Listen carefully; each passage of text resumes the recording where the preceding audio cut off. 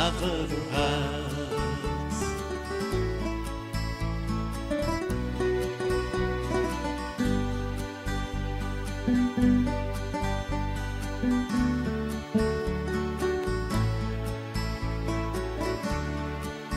We won 9 in a row, and I'm still dreaming of Brian Laudrup, Trevor Stephen, Marvin Andrews, Seth, keep believing, Davy Cooper on the wing. We remember Gaza with great affection, the day the helicopter changed direction. Jimmy Baxter, he was pure perfection. Super Ali scores again. Well, let me tell you that I love you, and I think about you all the time. Ibrox Stadium's colours green, and now I'm coming home. To think of life without the Rangers, you know that it would make me more sad. Glasgow Rangers is everything I've ever had.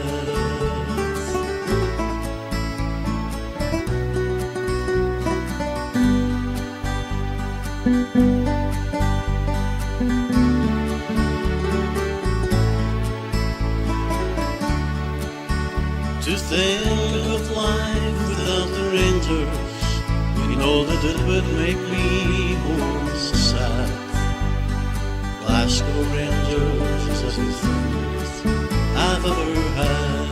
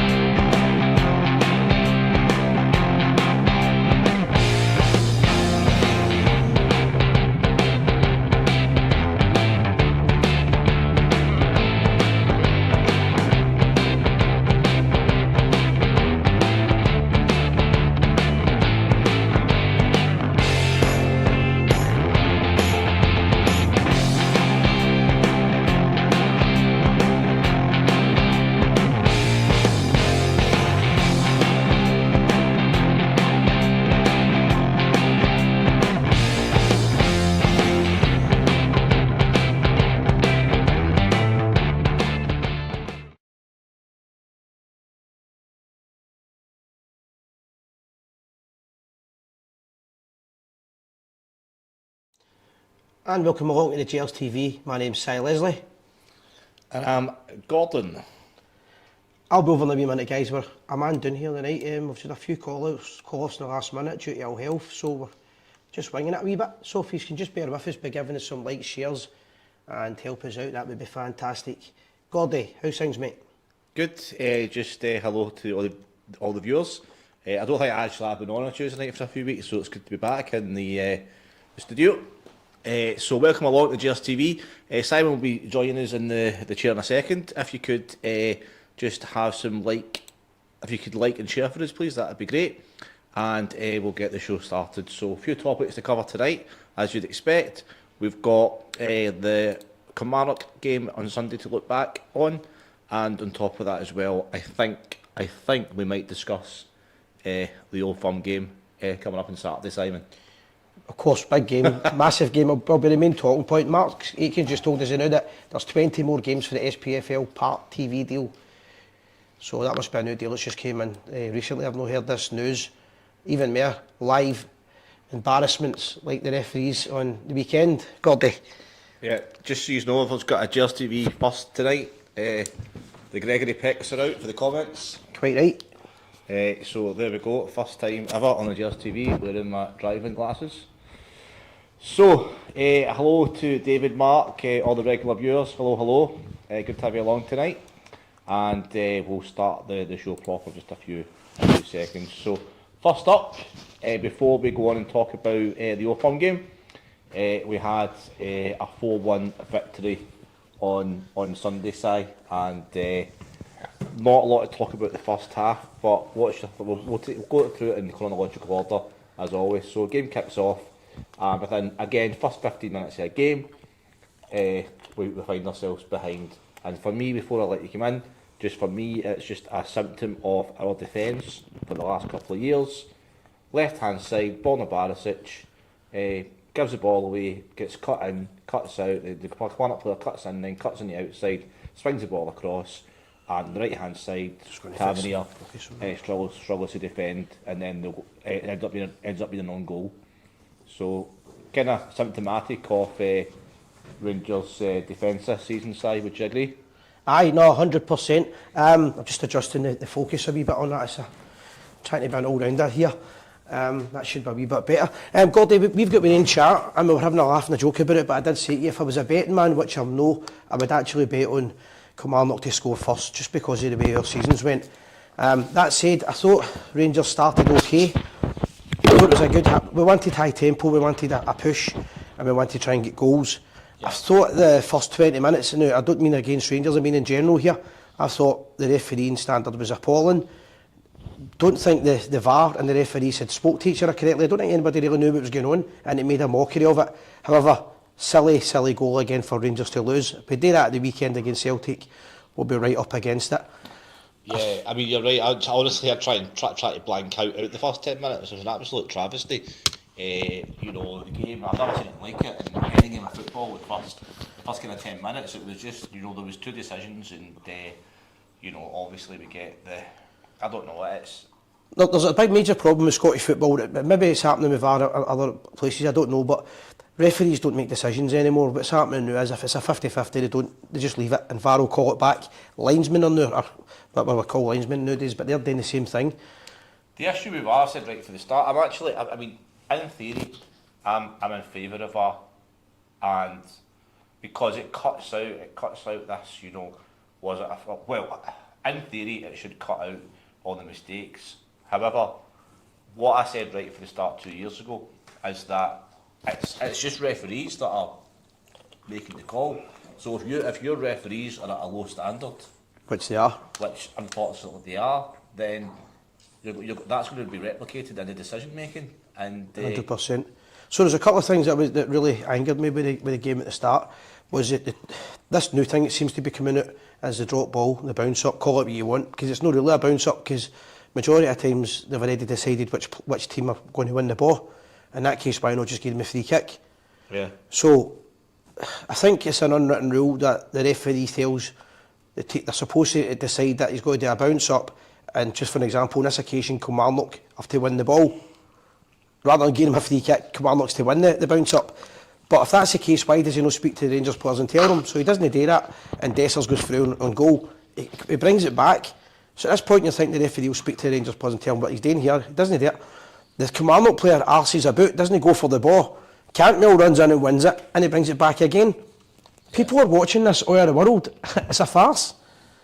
Yeah, I mean, I don't think in a situation like that the rules help the referee much. However, he could do a much better job of, I was about to say that, communicating what he's saying and what he's thinking, and you know, it's a shame. But what I've noticed is Rangers get a goal chopped off for VAR, or they get the decision that it's not a penalty.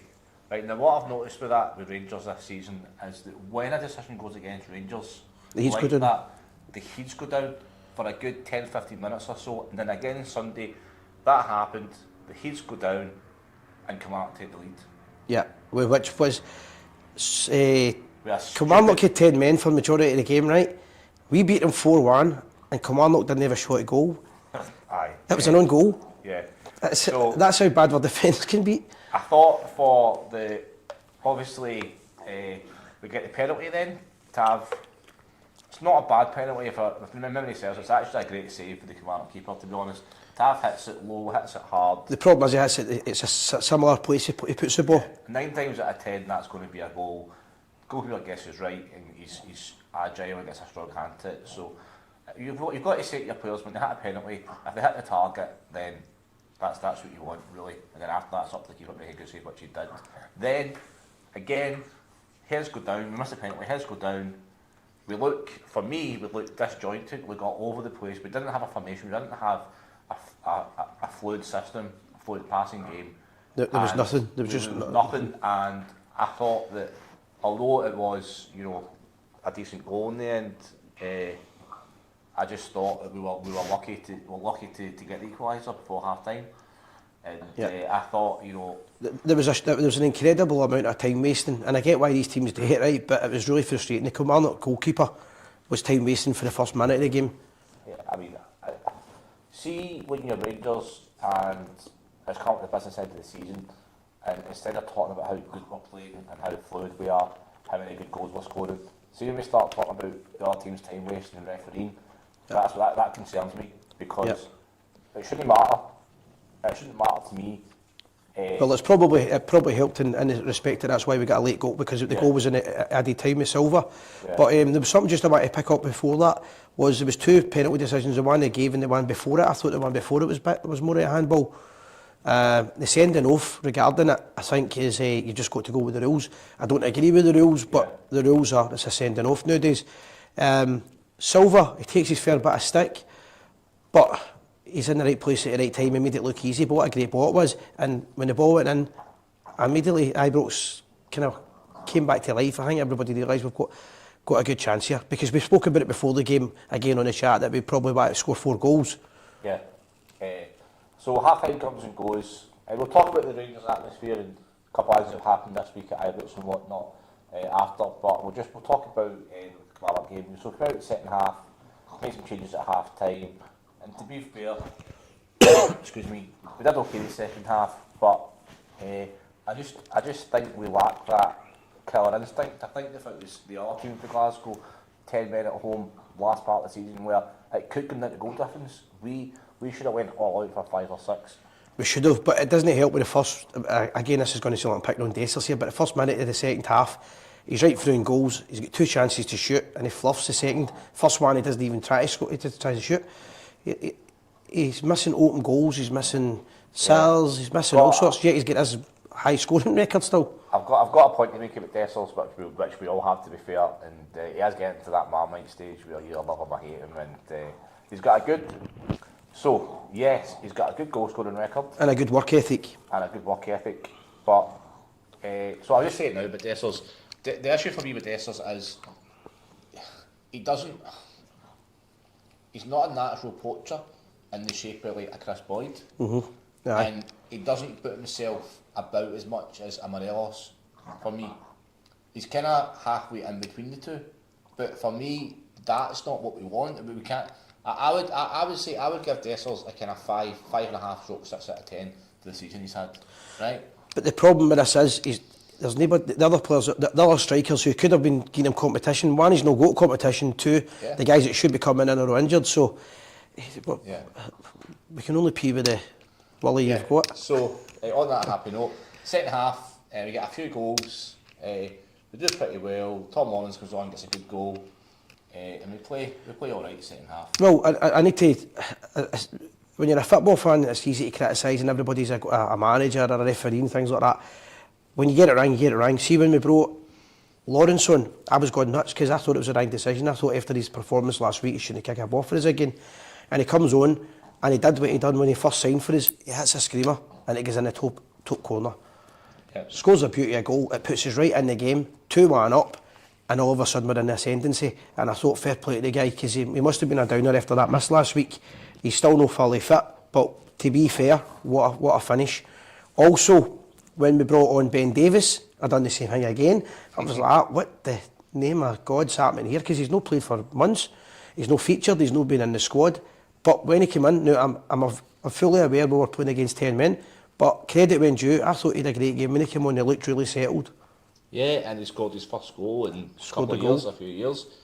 So fair play to him. And so it ends up being 4-1, and we equal. You know, when it comes to the end of the season, and we'll get to the permutations and what if this happens, what if that happens soon. But at the end of the day, Celtic won by 3 goals on Saturday. So at the very least, at this part of the season, we had to equal them. Ideally better than, but given the circumstances, given the first half we had, I came away from the game not delighted, but overall fairly satisfied with the second half. I mean, football can be incredible. Supporting Rangers it must be really bad for our health. We won 4-1, and I'm in the house 12 o'clock at night, and I'm absolutely fuming, and I can't get out the mood. And I woke up in the morning, 6 in the morning, and I'm fuming. I'm thinking, what's wrong? Calm down, it's not that bad. I was so angry. But 4-1, at half time, I would have bit the hand off you for it. Yeah. It gives us a chance. Doesn't give us a big chance, but it gives us a chance. We need to go to Celtic Park and win. No other result is going to be any good to us. Can we do that? Well, let's chat about that. Well, okay, so we obviously did have to talk about the Kilmarnock game. Before we do that, I just want to make a point. Is this about Lily's farts? Because she's absolutely stinking. You can't see her down there, but I'm boking. Aye, it's the mascot for Gers TV. So, will we talk about what's happened at Ibrox the last few days? Or we weren't there, so we can't really... I don't think we should talk too much about it. We've made our point on the social media today. Yeah. I'll give my view, you give your view, and I think most supporters are the same. My opinion on it, first of all, is we live in a different culture. I don't like this when something goes wrong, people film it. We'll just say to the viewers what we're talking about. Right. Okay, so basically, there's a bit of a commotion outside Ibrox. When we weren't there, we've seen pictures on social media, videos on social media. It looked and it appears as if there's been a little bit of a rally between a couple of players and a couple of supporters. And the rumour or the talk on social media, which, and again, to clarify, we weren't there, so we can't make any comment on what was said.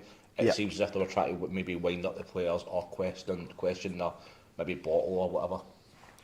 Well, first of all, perhaps. Timing's awful. Allegedly.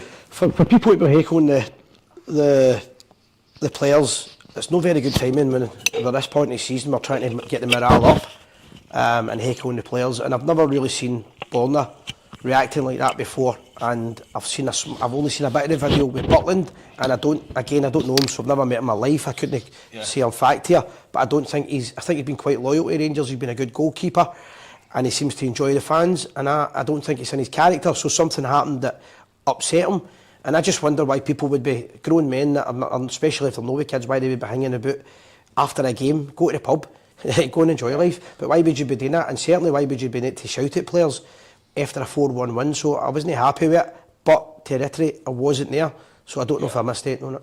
Yeah, so I was running this sort of research up to say again, just echoing your thoughts outside.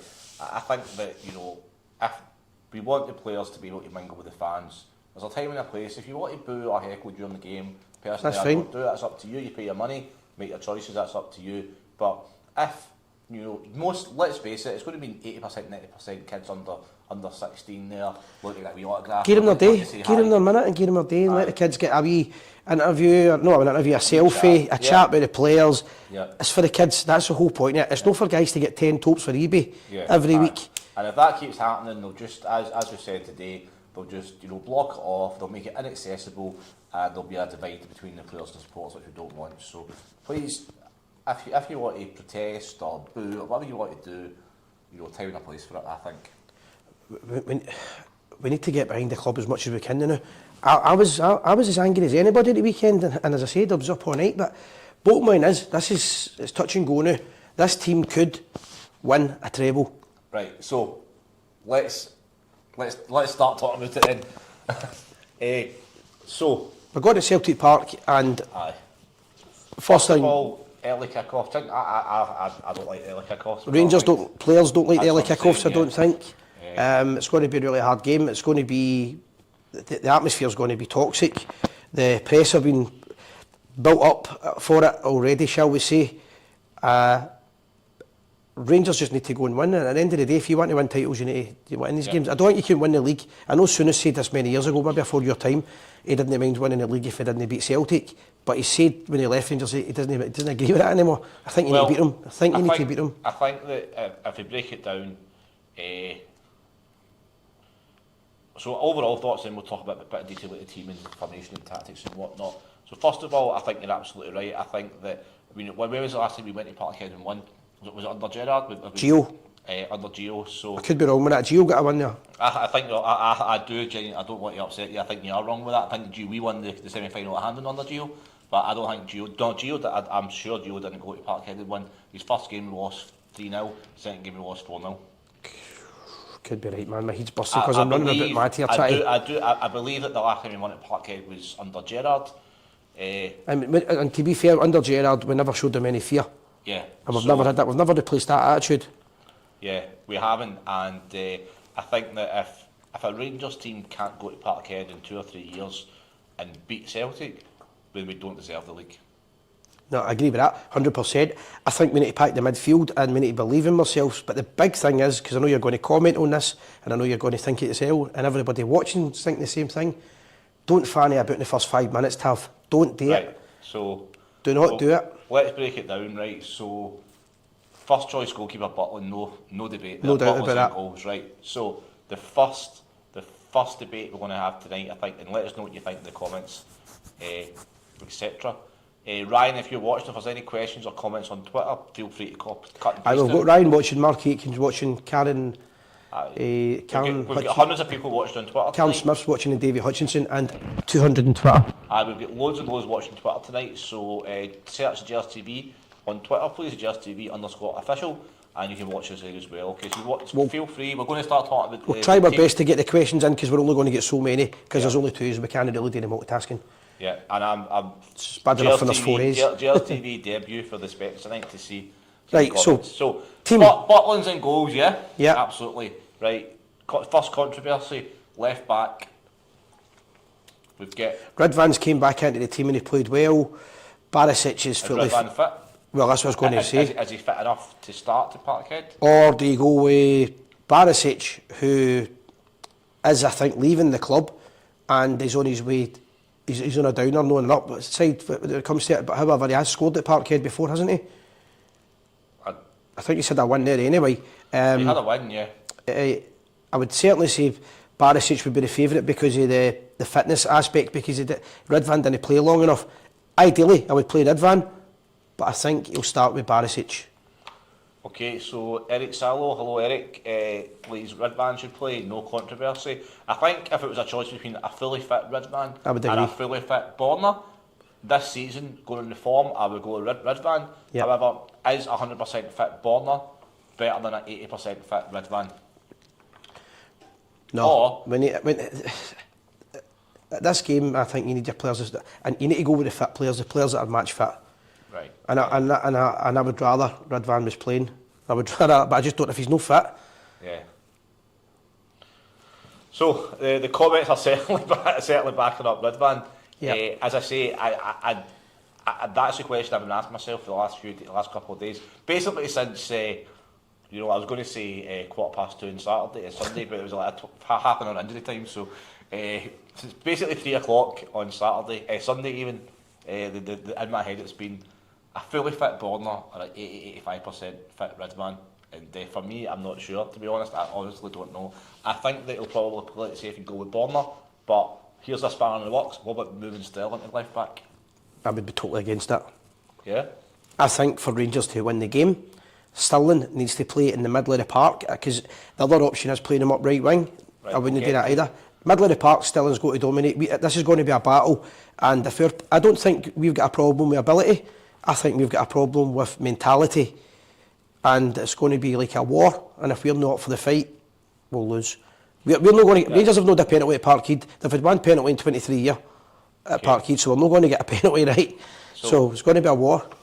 Yeah, so a couple of comments. Ridvan. So lots of comments coming in, so keep them coming in. Keep the comments and suggestions coming in. Ridvan is the kind of popular choice, and somebody made a point there. Eric's made a point that Borna always seems to have a nightmare against Celtic. Which Recently, is aye, true. that is Certainly true. recently, to be That's fair. why we're discussing it so long. Aye. So, 2 do we play 5 at the back with 3 centre backs, or is it 4-4? Is it the 4 at the back? And who do we play? So, Balogun, injury concern. Again, may not be fully fit. That's a real Goals- concern with the Balogun one, because you know what, he might not be our best player, but similar to Sterling, he never ever gives up, and he doesn't hide, and he came right into the team, and I would like to see Balogun being fit and playing. Yep. So, Davis or Balogun to partner Suter. Fitness wise, I would go with Balogun. If he's fit, if he's no fit, I felt a bit more comfortable with Davis. I don't want to say this can jinx him. But he didn't have anybody, he didn't play against an attack against Kilmarnock, so it's hard to judge. I would say 100% Balogun, if he's fit, would have to play there. He's proven he's fought for his place, he deserves it. Yeah. Okay. Right back. It's got to be Tavernier, that's not even up for debate whether we like it or no. Well, I'm going to throw something in here in a wee minute, all right? But we'll get to that in a second. So, you said a minute ago about Sterling playing in midfield, yeah? Yep. Okay. Agree with that still. Absolutely spot on. Okay. So, we've got a space out on the right hand side. Yeah, agreed? Yep. Okay. So, I don't know. I would actually, see, to be honest, I would actually, this is going to be out there, nobody will agree with me on this, but I would actually play Sterling at right back, and I'd move Tavernier further forward, and then I would put Raskan in the midfield. Now, that's controversial, and I don't think it's going to happen, but I just think that against Celtic, either at Ibrox or Parkhead, we are vulnerable on either wing, and I think that we have to have a solid defender at right back. Sterling is a right back. He's played all over the place, don't get me wrong, but I think that Tavernier is getting a little bit older. His stamina, I get what you're saying. and pace might not be there. I don't think we've got a lot. I wouldn't play. So here's the thing: on the right hand side, do you play Scott Wright? Do you play Ross McCausland, or do you take a chance? Well, I think Seema will be fit for it. Well, He's training, so I would play Seema if he's fit. So just to go back to what you're saying, right here, I think the manager's got 2 choices here. Do you pack your midfield or do you pack your defence? Because he's going to have to pack one or the other. And I think we need to pack the midfield to win the game. I do agree with that, right? But here's the thing: how often do we spring a surprise at Parkhead like that? Well, we don't do that And much. we've got nothing. We've literally got nothing to lose. I think that Celtic have got the kind of Indian sign over us down the wings, and I think it's been a feature of our last couple of seasons against Celtic at Ibrox and Parkhead. They put the balls down either side. I agree with you, and it normally do it early doors. However, my game plan would be pack the midfield, and Celtic are vulnerable in the left wing. Their right back, is it Taylor? Don't know his name, but they're most vulnerable on the left. That's their left back. So their left back's Greg Taylor. So that's our right hand side. Yep. So imagine if we had on our right hand side. No, sorry, I've got that right. The left hand side, and I'm getting my head mixed So up. our right hand side, the left hand side, yeah. Aye. So what could you imagine having Sterling as defensive right side and then Tavernier going at Greg Taylor? I'm not knocking it, but I don't think the manager will do that. I know I can see your theory behind it, but I don't know. Well, I think you're right. We might have to try a curve ball. We might need to try something different. Well, we haven't won at Parkhead for a couple of years, and I think that I think it would make. They've come right at us for the first whistle for the last 7 or 8 games, scored And it's early worked. doors, and it's worked. If we do something different, it puts our game plan to pot. No, I like your thinking behind it. It's interesting, but my thinking is their best midfielder is McGregor, the leader of their team, and I would have Sterling on top of him. Who's not actually fully fit and not playing well. Yeah, but you need to eradicate the playmakers. However, they've got. Let's not kid ourselves here. They've got players that can hurt us, and we've got players that can hurt ourselves. This is a problem with concentration. Yeah. So midfield then. So who starts then? Lundstrom starts. I think so. I think he'll start. Right. So your team. So you then have Sterling in the midfield. Sterling in midfield. Yeah. And who plays alongside Sterling? Diomande. Diomande. I think Sterling and Diomande are the midfield for the future. And I would play in this game, aye. The two of them are tough boys. Mandy's no fear to hit a shot, but they've got skill as well. I think that's the way I would go with it, aye. Okay. It's no easy, aye. It's not. It's because you pack the midfield, so then you're sacrificing a forward-thinking player. So who do you sacrifice to pack the midfield and play a bit more defensive? Well, because of the way the game is now, that's the starting team. That's not the finishing team. Remember, he will change it, and he'll probably use all his subs available to him. But I've not been too overly impressed by Silver anyway. So Silver dropping out the team. So you could play Lawrence on the left-hand side, and you could play Cantwell. So theoretically, you could play Lawrence on the kind of left-hand side, not as a winger as such, but as an attacking left midfielder, and you could play Cantwell not as a winger, but as an attacking right midfielder. I don't think Cantwell plays particularly well there, but it's an option, and then you're left with Dessers up front. Yeah. So how about I throw this to you, right? What's the possibilities of Matondo and Sima being fit? So Matondo's come on and scored that wonder goal to rescue the season, frankly, because the league would almost be over by now if he hadn't done that, so fair play. He's then had a little bit of a shocker. I would never start him in the game. I wouldn't start him in it. However, if he's a sub, he's an impact sub to come on, and Seema's got the pace as well. The reason I'm saying this is I would like to see Seema, although I think if you play Seema, the manager would play him on the wing, I'd like Seema in the middle, playing similar to the way Lovencrantz used to play with Rangers. Yeah, I think that, I just think that if we go there, and I see 100%, and come Saturday at 11:30, when I see the team as a packed midfield, I'll probably go, thank God for that, right? But at this moment in time, I'm thinking to myself, if we go there and we pack the midfield and we play not to get beat and we play to contain them, then we're going to get beat.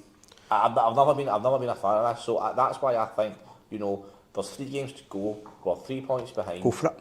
We need to win, and I would make some changes, and I would throw a curveball. I would get, pace. I would actually maybe start with Seema, Matondo, and Dessers up front. And again, it's a bit of a risk, but it's pace, and I just think anything that can stop the two teams are similar in the fact that on the flanks, the two teams are shit defenders. Alistair Johnson should have had a red card in his last 2 Old Firm games. Yeah.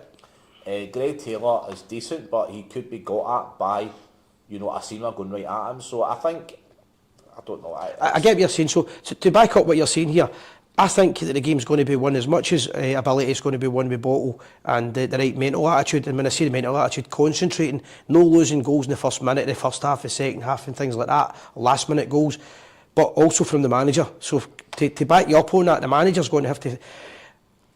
We have to play wild cards maybe to do it. Yeah, I think that something that throws them off balance, something that throws them, they'll just go for it right from the start. But if we put out a team, then makes them stop and think. David McCutcheon saying, sorry, Seema must be up top. That's what I'm saying. I actually think that's what I'm saying. Centre forward. I am saying centre forward. It was me that's saying right hand side or whatever. But yeah, I think we had to. I think, and then up front. Okay, so up front we've got Dessers, and unfortunately he kind of starts by default, doesn't he?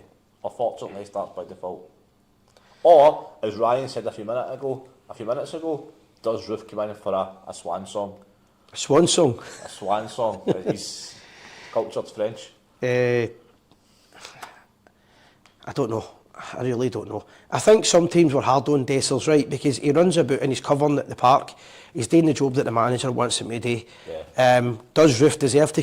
Who knows? It's a bit of I think myself, if we go there and we follow the same tried and tested formula, Born at left back, Tavernier at right back, pack the midfield, sacrifice creativity and pace for defensive minded players, we might be 1-0, 2-0 down, then it's gone. Let's face it, if we go 1-0 up and now down, we're not going to come back really win 3-2. It's a must win game, we need to score some goals, we need to win the game. Personally speaking, I'll just go for it. I couldn't see, under no circumstances would I see Beale or Gio playing that way. Just go to check something as you're doing. I could see maybe Gerrard doing that, and I could maybe see... You could be right, I'm not knocking it. Doing it. But I hear your point about Cyril Dessers. He's much maligned, but he scored more goals than a lot of a lot of bigger players. He's got a lot. He's scored more goals a season than Morelos and Avaladze and players like that. So let's not be overly harsh on him, because he might end up doing like, if he can go to Real Betis and score an absolute cracker of a goal, there's absolutely no way he cannot do the same at Parkhead. So I think we've got a wee issue with YouTube, but we've not got any issues with the rest of the channels, so it's fine. Everything else is still playing. if you're I don't know if you can hear us. If you're watching on YouTube, It's fine. Everything else is fine. I've just checked it. Okay. On X as well. Yeah. So we're on Twitter, on X, so you can switch to that. You might be right, Gordy. We might need to take a chance, and we might need to take a gamble. And if it doesn't work, the manager gets called every name under the sun. But I think you might be right. Come on, Willie, what is it? Yeah, I can't see it happening, but I would love for it to happen. Just a curveball. Anything that upsets their rhythm, anything that makes them think to themselves, you know what? We can't go all guns blazing. Yeah, I think we need. This is why, and I'm not going to go on it too much, but this is why I don't want people shouting at the players and all that. This is about the subs as well. This is a squad performance. We need everybody ready and everybody to be prepared to fight and try and get us back in this title. And we need to win. A win is the only result. It's going to be really hard, let's be honest. Absolutely. So, overall thoughts then on the game. Do we have the mentality to go to Parkhead and get the 3 points? Well, if they want to be champions, they'll need to have it. I really don't know. I doubt it. My heart and I might change my mind by the weekend, to be fair. When you wake up on Saturday and you get your Rangers gear on, and you'll be saying like, you'll be singing, from some cultural songs. I might, but try to be a realist, because we always try and be fair on the show, and we always try. And if something's a pile of shite, say it's a pile of shite, basically. If we don't win the mental battle, and we're no tough, and if we don't concentrate, the concentration's massive. If we don't do that, then it won't matter how skillful we are, because they'll if they get any chances, like St Mirren had and missed 2 weeks ago, they'll be lethal and they'll finish it. Yeah. I 50-50 on it. I think we've got the ability. I think we've got a great goalkeeper. I think we've got a great Tavernier is due a good game again. He's due a performance. I think we've got the ability. They've got a bit all over the team. We've got the ability. We've got Demandi. We've got Lindstrom in the midfield. Good midfielders. We've got Cantwell, Lawrence. The other thing, see these players that you're mentioning, right? Ability. Every one of them, they don't always do this, but see every one of them, they've got a shot on them. Yep. Right? They need to take chances, because I don't rate Joe Hart. I think he's totally finished. I really do. I think he's completely finished, but you need to test these keepers out. Yeah, I think that we need to be attacking. We can't sacrifice. I'm not advocating we sacrifice the defence and sacrifice the midfield and play 6 up front and anything like that. But at the end of the day, we have to go there with a threat. The reason why a lot of teams look at Hearts, when Hearts went and won it halfway through the season, they went and they played attacking at Parkhead and they got the result. Now Celtic were in bad form and bad morale at the time, don't get me wrong, but it's there. We can go. We've got the ability and we've got the skill. We've got everything. But have we got the bottle? The bottle, and that's what it's going to come down to. And anybody that's not got the bottle, the manager needs to get rid of them. Yeah, and if he can. Frankly, I think if anyone in that dressing room is not going to be here next season, I wouldn't start them in Saturday. Well, that could be Tavernier, Lundstrom, could be a few of them. I get what you're meaning, but it could be a few of them. I don't know. I really don't know with that one. It's just that it is down to bottle. You really just hope so. You just hope they're up for it. It's going to be a really, really tough game. Something I wanted to talk about, Gordy, on it was we spoke about the Rangers PR and the Rangers lack of PR for the last 4 or 5 years, and longer than that as pals and everything else, and we've been on the follow talking about it. A stat came out last week, and it said roughly that Rangers had more. It's been proven that Rangers have had more VAR, wrongly decided VAR decisions than any other team in Scottish football. Now, if that was Celtic, that would have been all over the press, and the pressure would have been on the VAR team this weekend. And the Rangers PR department said, zilch. Well, what was actually quite shocking was that the SPFL, whatever it was, sent examples but they only sent examples Yep. that Rangers got. They didn't actually send any examples. In other words, the two Old Firm games at the first start of the what they last did year. was they kind of tried to muddy the waters a little bit. Mark Aitken's asking the question, do you think Rangers manager, do you think we need a clear out the season?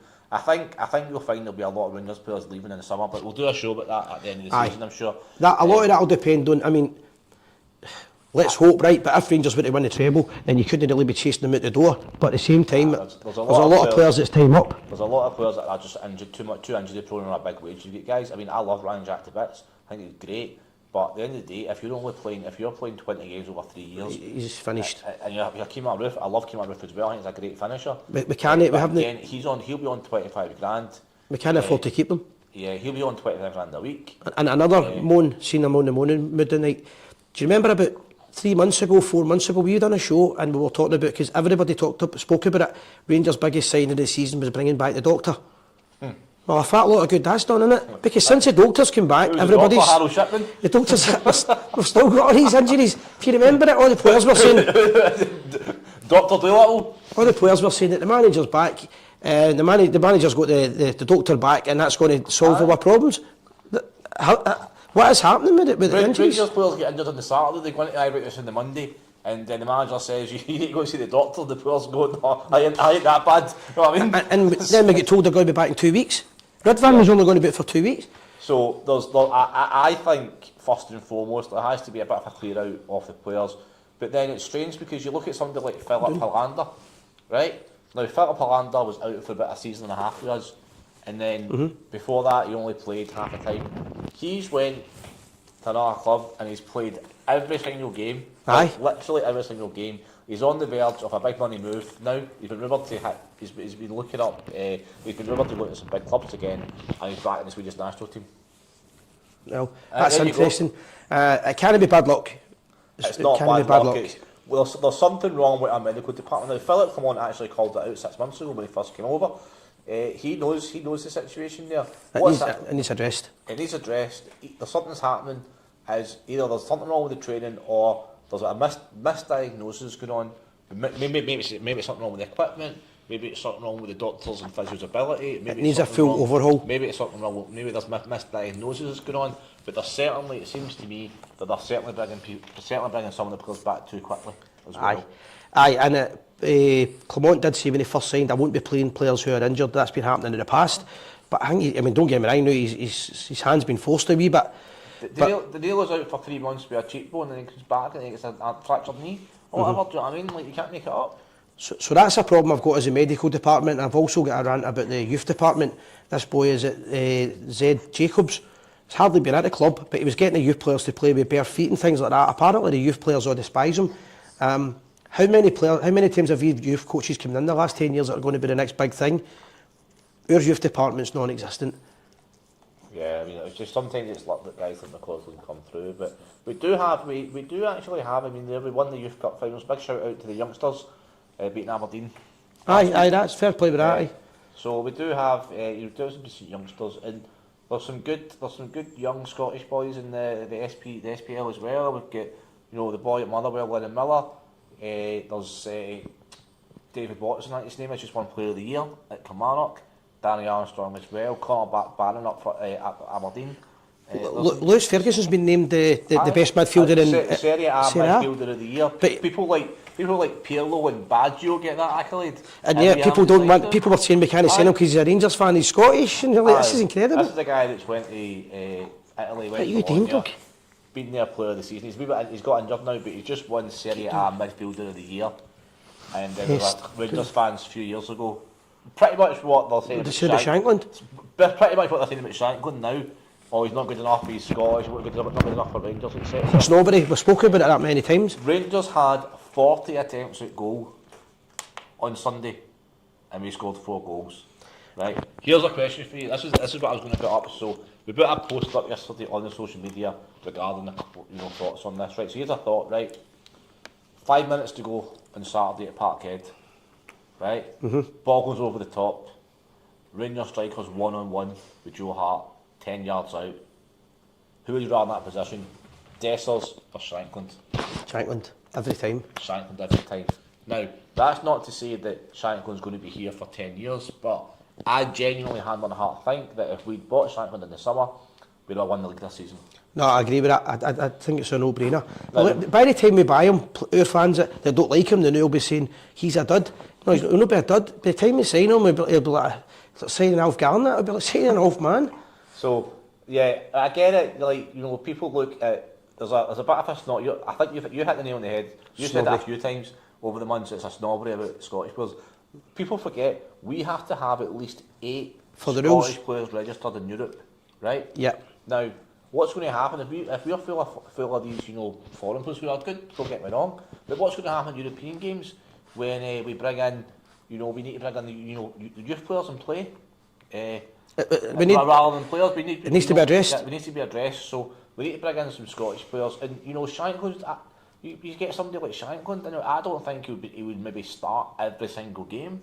However, you know, if you're playing Motherwell at home, Ross County at home, I would much rather have somebody like Lawrence Shankland That's in there tried with and tested. Dessers, 100%.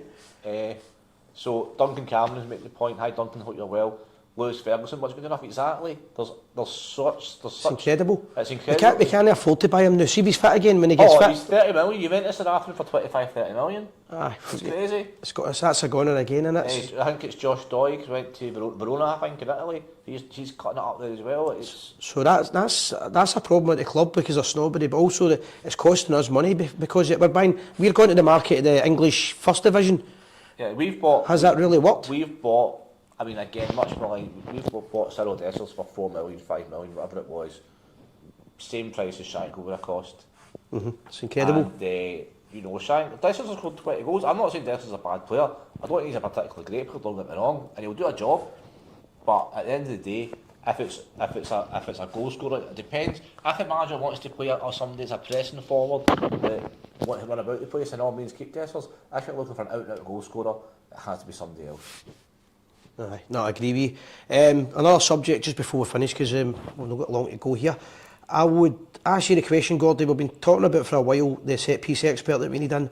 The corners have finally changed. Are they really that much better? I think they're a wee bit better. The short corner they're trying now. First of all, it's not a Tavernier in swinger, so that's giving us a chance. 2 weeks ago there was a stat saying that Rangers had 81 corners and 2 goals. We must be nearly at 100 corners now. We don't score many. It's just about trying something different. What we were saying earlier about maybe starting Sterling and Tavernier, you know, ahead of him on Saturday. Let's try something different. So we try something different. Teams aren't expecting it, so they don't know how to defend it. If you've been a coach, I think David Martindale said it at the start of the season. He said, you know, I'm quite happy that Rangers, you know, do 56 crosses a game because they're not going to score for it. So we don't have an aerial threat. Aye. So if we do something different. I've noticed as well we're trying to get Lundstrom shooting for the edge of the box as well for the corners. Aye. They're a bit better, that's what I'm trying to say. And I've also noticed finally Tavernier isn't always doing it, but he's still doing it. He's not doing this running for the left back all the way to the right wing, and the right wing to the left, to take a corner and run all the way back. He's not doing that as much, but he's still doing it. David's making the point now, David Hutchinson, about Shankland saying missed a trick in January, cost us 50 million. That's a reference to the Champions League pot of gold. 100%. Yeah. I can't disagree with that. Yeah, if Shankland, now, I hate saying this because players are human beings as well, right? But even if you were in charge of Rangers and you're being ruthless about it, you would say to yourself, well, hold on, let's get Shankland in, pay 3-4 million for him, pay him whatever it is to the end of the season. He'll score a few goals, and see if we don't want him, we don't want him. Now, I know that sounds horrible, it's a horrible thing, but see, at the end of the day, people, you need to be ruthless sometimes as well. I don't know. For me, at the time, it was a no-brainer. We brought in Fabio Silva instead, or despite, and I don't think Silva is a bad player either, but, you know, you're talking, he's worth, what, 35-40 million? Kidding me on? It's incredible. Anyway, that'll cheer us up a wee bit. Won the open party, well said, Mark. Thanks very much for that. Good update there. We're always looking for help, guys. If anybody's out there can help us out and they want to get involved with the channel, we're always looking because it's a busy time. it's hard at times for people to help us, but if they could get involved, that would be great. Rumour mill, you heard any rumours? I heard a few rumours at the weekend. You talking about me and you, or just Just in general. I always hear rumours what you say. There was this one time at the band camp. Aye. I've heard that the friendlies are going to be, so pre-season friendlies are going to be away. We know that. Rangers are not having any Ibrox because they're doing the coat one up. We've got Man United are playing Rangers. That's not Rangers. That's a Man United friendly. They're the home team and that. I've heard that we're playing Birmingham City and Union Berlin as the two other games that we're playing. Possibly, not really heard. I'm not really, to be honest. I'm just trying to get through this week and maybe be level on points at the end of the weekend. Aye. Well, just to give you something to think about in the summer, because there's obviously the Euros are coming up. Exactly. We'll still do shows, we'll still do stuff, things like that. Yeah, we'll be about. Don't worry about that. If I've calmed down at that point. It's a hell for 2 weeks coming up, 2 or 3 weeks coming up. We could be treble winners, or we could just have the League Cup. That's the thing about football. I mean, the one thing about the Scottish game is it's entertaining. I can't take that away from them. But I just think that sometimes I wish it was back to the 1980s and you didn't have the VAR and all this stuff, because there's more talk again about, and I get this is a sensitive subject because people have got Alzheimer's and dementia, but there's been a lot of chat recently again about the head and the ball, blaming that for football, and I think eventually they're going to push to try and limit head and the ball, and if they do that, the next thing they do with football will be no contact. That could be 10-15 years away, but I can see it going that way. Yeah, I mean, there's you're getting red cards for intent now without any contact.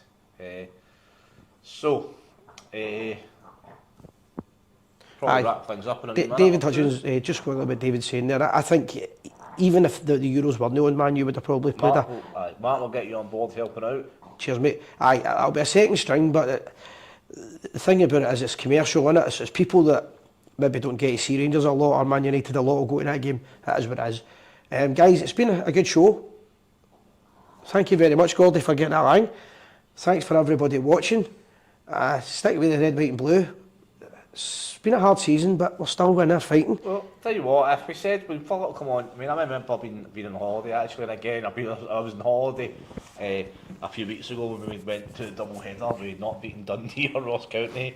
I remember being on holiday at the start of the season. We beat by Aberdeen, and Philip Clark came in. And I tell you what, it's like if we said to ourselves, there was 3 games to go, and we're still only at half shout of winning the league.